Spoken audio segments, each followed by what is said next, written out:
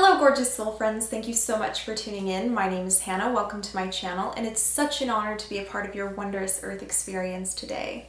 So in this video, my third video in my Nature's Technology series, we're going to be discussing crystals. But if we're going to discuss crystals as a spiritual technology, then we need to first discuss the significance of atomic structure and shape. On a fundamental level, the nervous system is deriving its sensory experience from a blueprint that looks like this. Our entire sensory experience is a translation of these basic creation patterns into the 3D world that we interact with on the day-to-day. Using a 3D cymatic pattern, this man was able to create a perfect image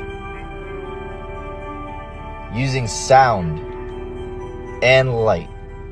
I want you to sit and really think about this, because this is the code to reality. This is the code to the matrix, or whatever you want to call it. This is how energy interacts with itself to create everything that you see. They externally manifest to the naked eye in accordance with their molecular makeup and geometric design. Each unit of energy aligns itself with the cosmic force and then harmoniously joins with its fellow atoms to create a very purified form of matter. In so doing, perfected forms, brilliant colors, and radiant light can be witnessed. Crystals are alive.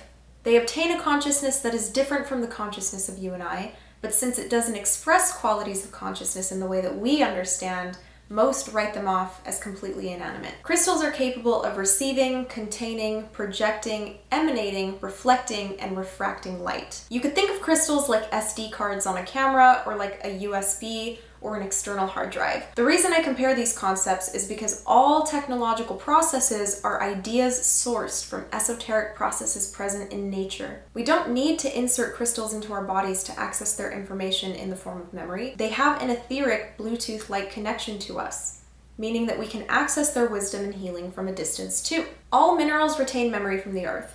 They've held this memory since the beginning of conceivable time. This memory manifests itself to our perception as ideas, experiences, thoughts, visions, and sounds. Silicone is the most common crystal used in modern technology since it's very abundant in the Earth's crust. And evidence suggests that silicone is a living atom just like carbon.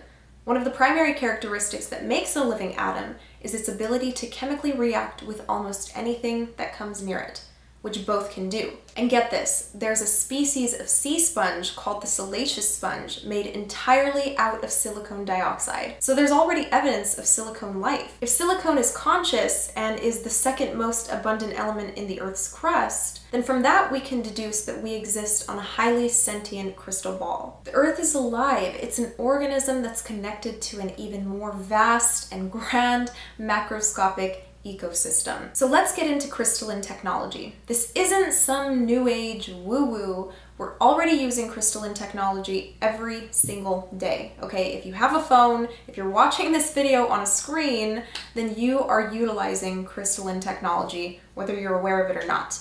Crystals are pretty much the life power for everything electronic. And this is because one of the properties of pure quartz is that it has the piezoelectric effect. Things that are piezoelectric will turn mechanical stress such as pressure, sound waves, and other vibrations into electricity. Quartz has many uses in the modern technological world. It's used as an oscillator for controlling radio frequencies in electronic equipment. It's also used as a capacitor to modify energy capacity in circuits.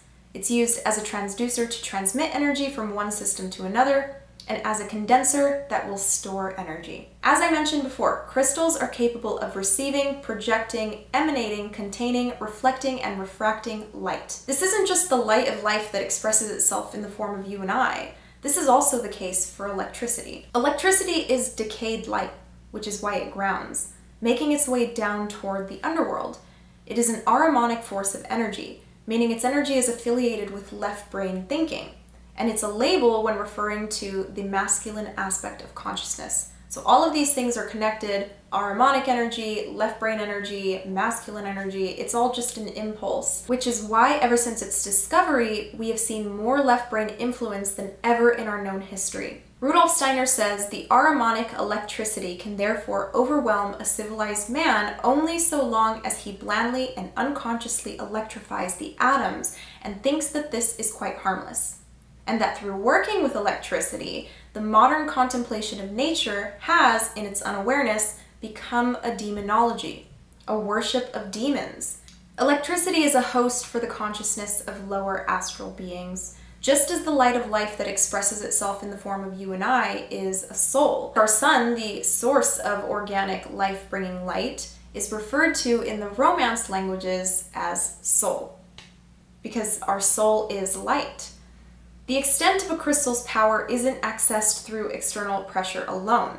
It isn't derived by generating electricity. It can only be accessed by the auric field of a living being. We are not the first ones to harness the technological power of crystals. The oldest legends of crystal magic lead us back to the ancient continent of Atlantis. They used crystals for many spiritual, physical, and practical purposes. Most of this ancient technology is brushed off because it does not resemble the technologies of the modern age. And I just want to make a point that every single extraterrestrial piece of technology that we see, UFOs and all of that stuff, is terrestrial. It's from Atlantis. It's ancient.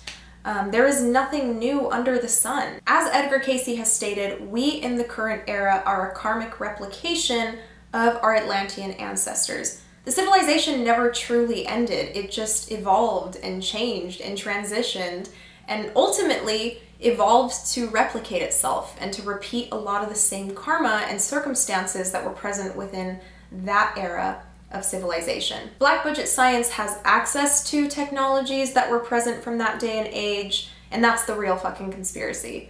Okay, is that all seemingly alien technology was made here on Earth. Edgar Cayce refers to crystalline technology in his channelings on Atlantis, where crystals with a laser-like glow were used as power plants, which were partially responsible for the second sinking of the land. They were adept at using silicone chips at levels unrivaled in the modern era. And part of the reason why Atlanteans were able to access such immense power from crystals is because they worked directly with crystalline memory, using their consciousness. They made quite a bit of use of mass mental telepathy, psychokinesis, and astral projection into the fourth dimensional spheres. And this is why crystals are often affiliated with heightened psychic awareness and astral projection experiences, because these crystals activate certain spiritual processes within the technology that is the human body. And I do have a video on my channel talking about the esoteric human form. You can check it out in the description box below. There is no need for transhumanism, guys. It's pointless and it's detrimental to our evolution. One of the reasons why the Great Continent was destroyed was because this sacred knowledge was abused and the power was misused for egocentric purposes. Before Atlantis was destroyed, the uncorrupted priest class led immigrations away from the sinking continent, hoping to preserve the knowledge the race had inherited. The survivors of Atlantis began anew and propagated the knowledge of crystals in Egypt, Mesoamerica, and Tibet. They built pyramids using crystalline theories, patterning them after the great temples in Atlantis. The pyramid's geometric form replicates the laws of crystal physics and thus creates a catalyst for channeling high-frequency universal energy onto the planet. So it's literally utilizing those basic creation patterns that I was talking about at the beginning of this video and using those shapes to channel energy into the material world. It is believed that the Great Pyramid in Egypt was originally capped with gold to assist in the grounding and utilization of this cosmic force. Now that we're on the topic of the Great Pyramid, let's discuss it as a technology. Christopher Dunn presents substantial evidence that suggests energy was wirelessly transmitted using the Great Pyramids of Giza and compares them to a coupled oscillator in his research about what he calls the Giza PowerPlant. Although Christopher Dunn is correct in a lot of his research, I do feel like he's only piecing together a small portion of the whole. Because he's coming at it from an engineering background with no preconception of the occulted energies such as life force that could be used to power our world. So I think he has a small bit of the picture in assuming that this was only used to generate electricity. The occulted life force energy is seldom spoken about in the world of academia.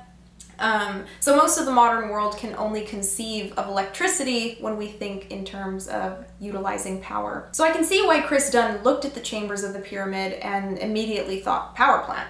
But I think it was more than just electricity that was being produced there. I definitely think it was being utilized as a source of life force as well. I think it was harnessing the life force of the earth and transmuting that into energy and power for the world. In his research, he presents that the outer casing of the pyramid was covered in white tufa limestone. The white tufa limestone does not contain magnesium and has high insulating properties. This insulation prevented the electricity inside the pyramid from being released without control. The king and queen's chambers are built out of 85% quartz. The passageways are lined with quartz-rich granite. The salt that remains on the walls of the queen's chamber indicate that it has been used to host some kind of chemical reaction. A chemical reaction that created enough gaseous pressure would contribute to the pyramid acting more like a power plant than simply a tomb. But how was this gaseous pressure created? Aquifers have been found beneath the Great Pyramid, generating sound waves that were then turned into energy from vibrations of the earth. In the two shafts that led to the Queen's Chamber, traces of hydrochloric acid and zinc chloride have been found, which when combined create lots of hydrogen, the same element that's present in our sun.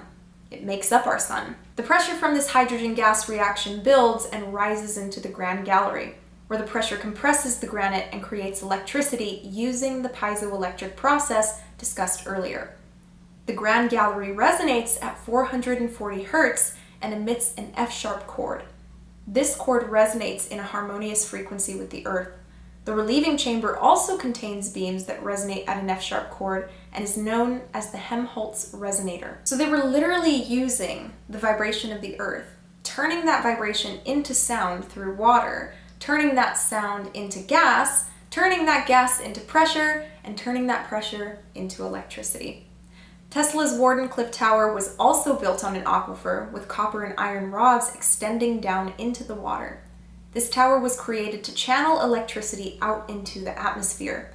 The Great Pyramid also has copper and iron, and with its gold cap, would have likely been able to do the same. It is a common theme in many fantasy role-playing games to enchant your armor, weaponry, or jewelry using crystals. Since our bodies are also spiritual technology, we too can enchant ourselves and utilize the crystalline benefits. Most crystals have been programmed with collective intention, which is why you can explore a number of crystal meanings online. Their varying archetypes allow for them to retain a certain frequency of meaning, which attracts experiences of like vibration. But your will overrides all, so you do have the power to give any meaning to any crystal. But I do believe that the collective assumption adds a little bit of oomph to the crystal's power. Although there is an absolute benefit to having one nearby, you will get the most out of physically interacting with them regularly. Holding them or placing them on your body during meditation allows for direct effects of the crystal's power to be felt. Kind of like the difference between wireless and wired connection, you're always going to get a more direct and effective connection through wired connection. So even though we don't need to plug into anything, our body's nerve endings are sensitive, like a touch screen. I mean, I really do feel like touch screens have been modeled after the sensitivity of our nerves, especially in our hands and feet. And this is why mudras are a common practice in yoga, because when you apply pressure between certain fingertips, it triggers a bodily response that can aid in different things depending on which fingers are being touched together. Every mudra that we do is like pressing a button that activates certain portals of energy within the form. And this is why you see a lot of fear porn around mudras, specifically within Christian circles, within dogmatic Christian circles. You see a lot of fear of mudras and yoga and all of that stuff, because there is a potential danger in doing these activities if they're being done without the awareness of what's truly going on a spiritual level. If you are not aware of the way the body functions in the cosmos, if you're not aware of the way your body interacts within the energetic fields that surround us, then there's a possibility that you can open up some really dark stuff. The people going into these activities and going into these belief systems don't have full basis or understanding of what's truly going on. Okay, a lot of the times they're just doing yoga for the aesthetic, or for the poses themselves, because it's a great exercise activity. You know, a lot of those people don't understand that yoga is not just a physical practice, it's a spiritual practice as well. There are portal activations that happen with every single pose, with every single movement, with every single mudra. And you just have to know what's being activated. You really do have to be in tune with yourself, because if you open up those portals and you're not in tune with yourself, you're going to open yourself up to some really dark stuff. A similar process happens when crystals come into contact with the hands. Our body's automatic response is incredibly intelligent and knows when it's touching a mineral of the earth. Earthing is an expression of this concept, and it's why so many energy-sensitive people are attracted to crystals and feel relief when touching them. So crystal healing isn't just a bunch of hippie mumbo-jumbo. They're powerful tools, but that's what they are, tools. You are nature's most powerful mineral, and your perception influences their power. So you alone hold the power. These crystals are really just assistants. They're just here to help us on our journey back home to ourselves. We do, however, need to step outside the box and start thinking differently about the way that we derive power. We've been utilizing minerals from the earth in a parasitic manner, but through this knowledge, we have the ability to evolve and develop a conscious and organic techno-revolution. With this shift in perception, we can easily observe that there is no need for transhumanism or any integration of tech into the body. We are the technology, and so is the nature around us. Thank you so much, guys, for sitting with me and listening to this video. Feel free to check out the first 2 videos in this series. I'll link them in the description box below, and leave a comment letting me know your thoughts on this subject. Thank you so much again for tuning in, and I hope you have a wonderful rest of your day. I love you. Bye-bye.